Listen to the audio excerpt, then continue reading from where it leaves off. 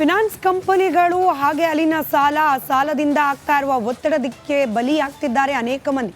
ನಿನ್ನೆ ಕೂಡ ನಾವು ಗಮನಿಸ್ತಾ ಇದ್ವಿ, 60 ವರ್ಷದ ವೃದ್ಧೆಯೊಬ್ಬರು ಆತ್ಮಹತ್ಯೆಗೆ ಶರಣಾಗಿದ್ದು, ಸಾಲ ಮಾಡಿ ಬಡ್ಡಿ ಕಾಟಕ್ಕೆ ಆತ್ಮಹತ್ಯೆಗೆ ಶರಣಾಗಿದ್ದು, ರಾಜ್ಯಾದ್ಯಂತ ಬೇರೆ ಬೇರೆ ಜಿಲ್ಲೆಗಳಲ್ಲಿ ಇಂತಹ ಪ್ರಸಂಗಗಳು ಬೆಳಕಿಗೆ ಬರ್ತಾ ಇದೆ. ಕೊಡಗು ಜಿಲ್ಲೆಯಲ್ಲೂ ಕೂಡ ಖಾಸಗಿ ಫಿನಾನ್ಸ್ ಕಂಪನಿಗಳ ಕಾಟ, ಸಾಲ ಕಟ್ಟೋಕ್ಕಾಗದೆ ಮನೆ ತೊರೆತಿದ್ದಾರಂತೆ ಹಾಡಿ ನಿವಾಸಿಗಳು. ಲಕ್ಷಾಂತರ ರೂಪಾಯಿ ಸಾಲ ಪಡೆದು ಅದನ್ನ ತೀರಿಸೋಕಾಗದೆ ಪರದಾಡ್ತಿದ್ದಾರೆ. ನಂಜರಾಯನಪಟ್ಟಣ ಗ್ರಾಮ ಪಂಚಾಯಿತಿ ವ್ಯಾಪ್ತಿಯ ಹಾಡಿಗಳ ಜನ ಹಗಲು ಹೊತ್ತು ಕಾಡಿನಲ್ಲಿ ಕಾಲ ಕಳೀತಿದ್ದಾರೆ. ರಾತ್ರಿ ಮನೆಗೆ ವಾಪಸ್ ಬರೋ ಪರಿಸ್ಥಿತಿ ಅಂತ. ಬೆಳಗ್ಗೆ ಹೊತ್ತಿನಲ್ಲಿ ಮನೆಯಲ್ಲಿದ್ದರೆ ಫಿನಾನ್ಸ್ ಕಂಪನಿಯವರು ಬಂದು ಕಾಟ ಕೊಡ್ತಾರೆ ಅನ್ನೋ ಕಾರಣಕ್ಕೆ ಅವರಿಂದ ತಪ್ಪಿಸ್ಕೊಳ್ಳೋ ಸಲುವಾಗಿ ರಾತ್ರಿ ಎಲ್ಲ ಕಾಡಿನಲ್ಲಿ ಸಮಯ ಕಳೀತಿದ್ದಾರೆ ಅನ್ನೋ ಮಾಹಿತಿ ಇದೆ. ಇದು ನನ್ನ ಪ್ರಶ್ನೆ. ಕೇವಲ ಆಧಾರ್ ಕಾರ್ಡ್ ಇಟ್ಕೊಂಡು ಇವನಿಗೆ 8 ಲಕ್ಷ ಕೊಟ್ರೆ ಇವರು ಮನೆ ಬಿಟ್ಟಾಯ್ತು. ಇವನು 4ವರೆಗೆ ಬೆಳಿಗ್ಗೆ ತೋಟಲ್ಲಿ ಅಣಗದು, ಇವನು ಹೆಡ್ತಿನ ಕರ್ಕೊಂಡು. ಇವನ ಮಗ ಇವತ್ತು ಇವನ ಸಾಲದ ಕಾಡನ್ನು ಹೊಡಿತಿದ್ದಾನೆ, ಕುಡಿತಿದ್ದಾನೆ. ಇದ್ದ ಚಟಗಳನ್ನೆಲ್ಲ ಮಾಡಿ ಇಲ್ಲಿ ಮಕ್ಕಳು ಕೂಡ ನೋಡಿ ಸ್ಕೂಲಿಗೆ ಹೋಗಲ್ಲ. ಇಲ್ಲೊಂದು 7-8 ಮಕ್ಕಳು ಅಪ್ಪನು ಅಮ್ಮನು ಸಾಲ ಮಾಡಿದ್ದಕ್ಕೆ ಟೋಟಲ್ ಆಗಿ ಅವ್ರಿಗೆ ಅವಮಾನ. ಈ ಸಮಾಜದಲ್ಲಿ ನಿಮ್ಮ ಮನೆಗೆ ಸಾಲ ಕೇಳಕ್ಕೆ ಬಂದರು, ಅವ್ರಿಗೊಂಥರ ಅವಮಾನ ಆಗಿ ಅವರು ಕೂಡ ದುಶ್ಚಟ, ಮತ್ತು ಅವರು ಕೂಡ ಸ್ಕೂಲಿಗೂ ಹೋಯ್ತಿಲ್ಲ. ಇದಕ್ಕೆ ನಾನು ಹೇಳೋದು, ನೇರವಾಗಿ ಸಂಬಂಧಪಟ್ಟ ಇಲಾಖೆ, ಸಮಾಜ ಕಲ್ಯಾಣ ಸಚಿವರು ಕೂಡ ಇದನ್ನ ಪರಿಗಣನೆ ತಗೊಂಡ್ಬಿಟ್ಟು, ಮುಖ್ಯಮಂತ್ರಿಗಳು ಕೂಡ ಇವತ್ತು ಒಳ್ಳೆ ಸ್ಟೇಟ್ಮೆಂಟ್ ಕೊಟ್ಟಿದ್ದಾರೆ. ಯಾರು ಕೂಡ ಇಂಥ ಫೈನಾನ್ಸ್ ನಾವು ಕಠಿಣ ಕ್ರಮ ತಗೋತೀವಿ, ಯಾರು ಕೂಡ ಎದುರುಬೇಡಿ ಅಂತ ಹೇಳಿದ್ದಾರೆ. ಆ ಪರವಾಗಿ ನಾವಿವತ್ತು ನಂಜಾರಣ ಪಂಚಾಯತಿ ಅಧ್ಯಕ್ಷನಾಗಿ ನಂದು ಕೂಡ ಈಗ ಮತ್ತಷ್ಟು ಡೀಟೇಲ್ಸ್ ನಮ್ಮ ಪ್ರತಿನಿಧಿ ಅನು ಕಾರ್ಯಪ್ಪ ನೀಡ್ತಾ ಹೋಗ್ತಾರೆ. ಅನು, ಸಾಲ ಕೊಡ್ತಾರೆ, ಕೊಟ್ಟಾದ ನಂತರ ಟಾರ್ಚರ್, ಕಾಟವನ್ನು ತಡೆಯೋಕ್ಕಾಗದೆ ಜನ ಊರೂರನ್ನೇ ಬಿಟ್ಟು ಕಾಡಲ್ಲಿ ಕಾಲ ಕಳೆಯೋ ಪರಿಸ್ಥಿತಿ ಅನ್ನೋ ಮಾಹಿತಿ, ಡೀಟೇಲ್ಸ್ ಕೊಡೋದಾದ್ರೆ.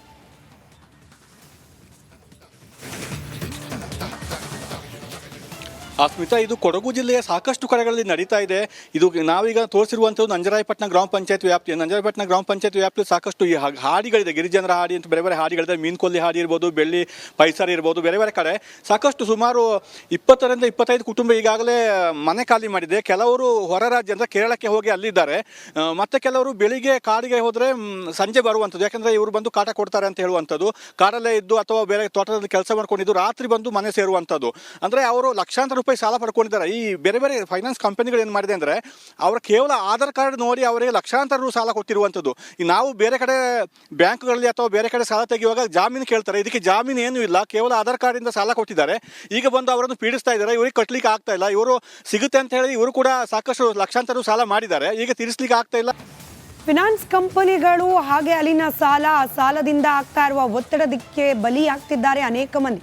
ನಿನ್ನೆ ಕೂಡ ನಾವು ಗಮನಿಸ್ತಾ ಇದ್ವಿ, 60 ವರ್ಷದ ವೃದ್ಧೆಯೊಬ್ಬರು ಆತ್ಮಹತ್ಯೆಗೆ ಶರಣಾಗಿದ್ದು, ಸಾಲ ಮಾಡಿ ಬಡ್ಡಿ ಕಾಟಕ್ಕೆ ಆತ್ಮಹತ್ಯೆಗೆ ಶರಣಾಗಿದ್ದು, ರಾಜ್ಯಾದ್ಯಂತ ಬೇರೆ ಬೇರೆ ಜಿಲ್ಲೆಗಳಲ್ಲಿ ಇಂತಹ ಪ್ರಸಂಗಗಳು ಬೆಳಕಿಗೆ ಬರ್ತಾ ಇದೆ. ಕೊಡಗು ಜಿಲ್ಲೆಯಲ್ಲೂ ಕೂಡ ಖಾಸಗಿ ಫಿನಾನ್ಸ್ ಕಂಪನಿಗಳ ಕಾಟ, ಸಾಲ ಕಟ್ಟೋಕ್ಕಾಗದೆ ಮನೆ ತೊರೆತಿದ್ದಾರಂತೆ ಹಾಡಿ ನಿವಾಸಿಗಳು. ಲಕ್ಷಾಂತರ ರೂಪಾಯಿ ಸಾಲ ಪಡೆದು ಅದನ್ನ ತೀರಿಸೋಕಾಗದೆ ಪರದಾಡ್ತಿದ್ದಾರೆ. ನಂಜರಾಯನಪಟ್ಟಣ ಗ್ರಾಮ ಪಂಚಾಯಿತಿ ವ್ಯಾಪ್ತಿಯ ಹಾಡಿಗಳ ಜನ ಹಗಲು ಹೊತ್ತು ಕಾಡಿನಲ್ಲಿ ಕಾಲ ಕಳೀತಿದ್ದಾರೆ. ರಾತ್ರಿ ಮನೆಗೆ ವಾಪಸ್ ಬರೋ ಪರಿಸ್ಥಿತಿ ಅಂತ. ಬೆಳಗ್ಗೆ ಹೊತ್ತಿನಲ್ಲಿ ಮನೆಯಲ್ಲಿದ್ದರೆ ಫಿನಾನ್ಸ್ ಕಂಪನಿಯವರು ಬಂದು ಕಾಟ ಕೊಡ್ತಾರೆ ಅನ್ನೋ ಕಾರಣಕ್ಕೆ ಅವರಿಂದ ತಪ್ಪಿಸ್ಕೊಳ್ಳೋ ಸಲುವಾಗಿ ರಾತ್ರಿ ಎಲ್ಲ ಕಾಡಿನಲ್ಲಿ ಸಮಯ ಕಳೀತಿದ್ದಾರೆ ಅನ್ನೋ ಮಾಹಿತಿ ಇದೆ. ಇದು ನನ್ನ ಪ್ರಶ್ನೆ. ಕೇವಲ ಆಧಾರ್ ಕಾರ್ಡ್ ಇಟ್ಕೊಂಡು ಇವನಿಗೆ 8 ಲಕ್ಷ ಕೊಟ್ರೆ ಇವರು ಮನೆ ಬಿಟ್ಟಾಯ್ತು. ಇವನು 4ವರೆಗೆ ಬೆಳಿಗ್ಗೆ ತೋಟಲ್ಲಿ ಅಣಗದು, ಇವನು ಹೆಡ್ತಿನ ಕರ್ಕೊಂಡು. ಇವನ ಮಗ ಇವತ್ತು ಇವನ ಸಾಲದ ಕಾಡನ್ನು ಹೊಡಿತಿದ್ದಾನೆ, ಕುಡಿತಿದ್ದಾನೆ. ಇದ್ದ ಚಟಗಳನ್ನೆಲ್ಲ ಮಾಡಿ ಇಲ್ಲಿ ಮಕ್ಕಳು ಕೂಡ ನೋಡಿ ಸ್ಕೂಲಿಗೆ ಹೋಗಲ್ಲ. ಇಲ್ಲೊಂದು 7-8 ಮಕ್ಕಳು ಅಪ್ಪನು ಅಮ್ಮನು ಸಾಲ ಮಾಡಿದ್ದಕ್ಕೆ ಟೋಟಲ್ ಆಗಿ ಅವ್ರಿಗೆ ಅವಮಾನ. ಈ ಸಮಾಜದಲ್ಲಿ ನಿಮ್ಮ ಮನೆಗೆ ಸಾಲ ಕೇಳಕ್ಕೆ ಬಂದರು, ಅವ್ರಿಗೊಂಥರ ಅವಮಾನ ಆಗಿ ಅವರು ಕೂಡ ದುಶ್ಚಟ, ಮತ್ತು ಅವರು ಕೂಡ ಸ್ಕೂಲಿಗೂ ಹೋಯ್ತಿಲ್ಲ. ಇದಕ್ಕೆ ನಾನು ಹೇಳೋದು, ನೇರವಾಗಿ ಸಂಬಂಧಪಟ್ಟ ಇಲಾಖೆ, ಸಮಾಜ ಕಲ್ಯಾಣ ಸಚಿವರು ಕೂಡ ಇದನ್ನ ಪರಿಗಣನೆ ತಗೊಂಡ್ಬಿಟ್ಟು, ಮುಖ್ಯಮಂತ್ರಿಗಳು ಕೂಡ ಇವತ್ತು ಒಳ್ಳೆ ಸ್ಟೇಟ್ಮೆಂಟ್ ಕೊಟ್ಟಿದ್ದಾರೆ. ಯಾರು ಕೂಡ ಇಂಥ ಫೈನಾನ್ಸ್ ನಾವು ಕಠಿಣ ಕ್ರಮ ತಗೋತೀವಿ, ಯಾರು ಕೂಡ ಎದುರುಬೇಡಿ ಅಂತ ಹೇಳಿದ್ದಾರೆ. ಆ ಪರವಾಗಿ ನಾವಿವತ್ತು ನಂಜಾರಣ ಪಂಚಾಯತಿ ಅಧ್ಯಕ್ಷನಾಗಿ ನಂದು ಕೂಡ ಈಗ ಮತ್ತಷ್ಟು ಡೀಟೇಲ್ಸ್ ನಮ್ಮ ಪ್ರತಿನಿಧಿ ಅನು ಕಾರ್ಯಪ್ಪ ನೀಡ್ತಾ ಹೋಗ್ತಾರೆ. ಅನು, ಸಾಲ ಕೊಡ್ತಾರೆ, ಕೊಟ್ಟಾದ ನಂತರ ಟಾರ್ಚರ್, ಕಾಟವನ್ನು ತಡೆಯೋಕ್ಕಾಗದೆ ಜನ ಊರೂರನ್ನೇ ಬಿಟ್ಟು ಕಾಡಲ್ಲಿ ಕಾಲ ಕಳೆಯೋ ಪರಿಸ್ಥಿತಿ ಅನ್ನೋ ಮಾಹಿತಿ, ಡೀಟೇಲ್ಸ್ ಕೊಡೋದಾದ್ರೆ.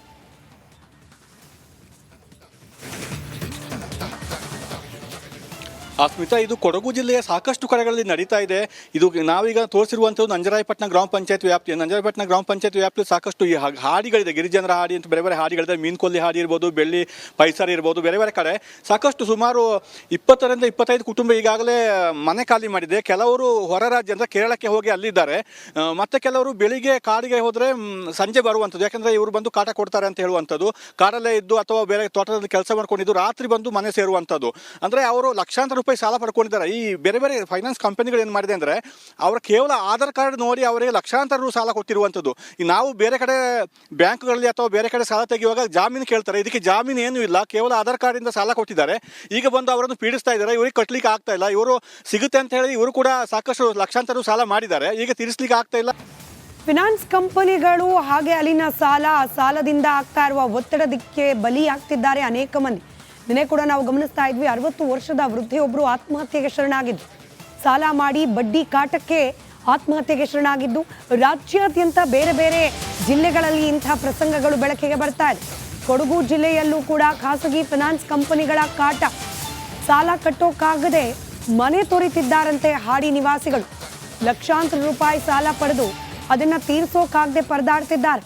ನಂಜರಾಯನಪಟ್ಟಣ ಗ್ರಾಮ ಪಂಚಾಯಿತಿ ವ್ಯಾಪ್ತಿಯ ಹಾಡಿಗಳ ಜನ ಹಗಲು ಹೊತ್ತು ಕಾಡಿನಲ್ಲಿ ಕಾಲ ಕಳೀತಿದ್ದಾರೆ. ರಾತ್ರಿ ಮನೆಗೆ ವಾಪಸ್ ಬರೋ ಪರಿಸ್ಥಿತಿ ಅಂತ. ಬೆಳಗ್ಗೆ ಹೊತ್ತಿನಲ್ಲಿ ಮನೆಯಲ್ಲಿದ್ದರೆ ಫಿನಾನ್ಸ್ ಕಂಪನಿಯವರು ಬಂದು ಕಾಟ ಕೊಡ್ತಾರೆ ಅನ್ನೋ ಕಾರಣಕ್ಕೆ ಅವರಿಂದ ತಪ್ಪಿಸ್ಕೊಳ್ಳೋ ಸಲುವಾಗಿ ರಾತ್ರಿ ಎಲ್ಲ ಕಾಡಿನಲ್ಲಿ ಸಮಯ ಕಳೀತಿದ್ದಾರೆ ಅನ್ನೋ ಮಾಹಿತಿ ಇದೆ. ಇದು ನನ್ನ ಪ್ರಶ್ನೆ. ಕೇವಲ ಆಧಾರ್ ಕಾರ್ಡ್ ಇಟ್ಕೊಂಡು ಇವನಿಗೆ 8 ಲಕ್ಷ ಕೊಟ್ರೆ ಇವನಿಗೆ ಇವರು ಮನೆ ಬಿಟ್ಟಾಯ್ತು. ಇವನು 4ವರೆಗೆ ಬೆಳಿಗ್ಗೆ ತೋಟಲ್ಲಿ ಅಣಗದು. ಇವನು ಹೆಡ್ತಿನ ಕರ್ಕೊಂಡು ಇವನ ಮಗ ಇವತ್ತು ಇವನ ಸಾಲದ ಕಾಡನ್ನು ಹೊಡಿತಿದ್ದಾನೆ, ಕುಡಿತಿದ್ದಾನೆ. ಇದ್ದ ಚಟಗಳನ್ನೆಲ್ಲ ಮಾಡಿ ಇಲ್ಲಿ ಮಕ್ಕಳು ಕೂಡ ನೋಡಿ ಸ್ಕೂಲಿಗೆ ಹೋಗಲ್ಲ. ಇಲ್ಲೊಂದು 7-8 ಮಕ್ಕಳು ಅಪ್ಪನು ಅಮ್ಮನು ಸಾಲ ಮಾಡಿದ್ದಕ್ಕೆ ಟೋಟಲ್ ಆಗಿ ಅವ್ರಿಗೆ ಅವಮಾನ. ಈ ಸಮಾಜದಲ್ಲಿ ನಿಮ್ಮ ಮನೆಗೆ ಸಾಲ ಕೇಳಕ್ಕೆ ಬಂದರು, ಅವ್ರಿಗೊಂಥರ ಅವಮಾನ ಆಗಿ ಅವರು ಕೂಡ ದುಶ್ಚಟ, ಮತ್ತು ಅವರು ಕೂಡ ಸ್ಕೂಲಿಗೂ ಹೋಯ್ತಿಲ್ಲ. ಇದಕ್ಕೆ ನಾನು ಹೇಳೋದು, ನೇರವಾಗಿ ಸಂಬಂಧಪಟ್ಟ ಇಲಾಖೆ, ಸಮಾಜ ಕಲ್ಯಾಣ ಸಚಿವರು ಕೂಡ ಇದನ್ನ ಪರಿಗಣನೆ ತಗೊಂಡ್ಬಿಟ್ಟು, ಮುಖ್ಯಮಂತ್ರಿಗಳು ಕೂಡ ಇವತ್ತು ಒಳ್ಳೆ ಸ್ಟೇಟ್ಮೆಂಟ್ ಕೊಟ್ಟಿದ್ದಾರೆ. ಯಾರು ಕೂಡ ಇಂಥ ಫೈನಾನ್ಸ್ ನಾವು ಕಠಿಣ ಕ್ರಮ ತಗೋತೀವಿ, ಯಾರು ಕೂಡ ಹೆದರಬೇಡಿ ಅಂತ ಹೇಳಿದ್ದಾರೆ. ಆ ಪರವಾಗಿ ನಾವು ಇವತ್ತು ನಂಜರಾಯಣ ಪಂಚಾಯತಿ ಅಧ್ಯಕ್ಷನಾಗಿ ನಂದು ಕೂಡ ಈಗ ಮತ್ತಷ್ಟು ಡೀಟೇಲ್ಸ್ ನಮ್ಮ ಪ್ರತಿನಿಧಿ ಅನು ಕಾರ್ಯಪ್ಪ ನೀಡ್ತಾ ಹೋಗ್ತಾರೆ. ಅನು, ಸಾಲ ಕೊಡ್ತಾರೆ, ಕೊಟ್ಟಾದ ನಂತರ ಟಾರ್ಚರ್, ಕಾಟವನ್ನು ತಡೆಯೋಕ್ಕಾಗದೆ ಜನ ಊರೂರನ್ನೇ ಬಿಟ್ಟು ಕಾಡಲ್ಲಿ ಕಾಲ ಕಳೆಯೋ ಪರಿಸ್ಥಿತಿ ಅನ್ನೋ ಮಾಹಿತಿ, ಡೀಟೇಲ್ಸ್ ಕೊಡೋದಾದ್ರೆ.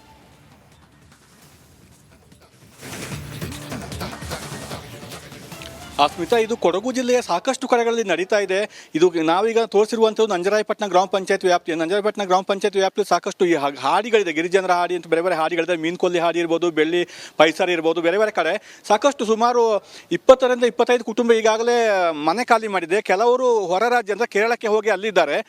ಮತ್ತೆ ಕೆಲವರು ಬೆಳಿಗ್ಗೆ ಕಾಡಿಗೆ ಹೋದರೆ ಸಂಜೆ ಬರುವಂಥದ್ದು, ಯಾಕಂದರೆ ಇವರು ಬಂದು ಕಾಟ ಕೊಡ್ತಾರೆ ಅಂತ ಹೇಳುವಂಥದ್ದು. ಕಾಡಲ್ಲೇ ಇದ್ದು ಅಥವಾ ಬೇರೆ ತೋಟದಲ್ಲಿ ಕೆಲಸ ಮಾಡ್ಕೊಂಡಿದ್ದು ರಾತ್ರಿ ಬಂದು ಮನೆ ಸೇರುವಂಥದ್ದು.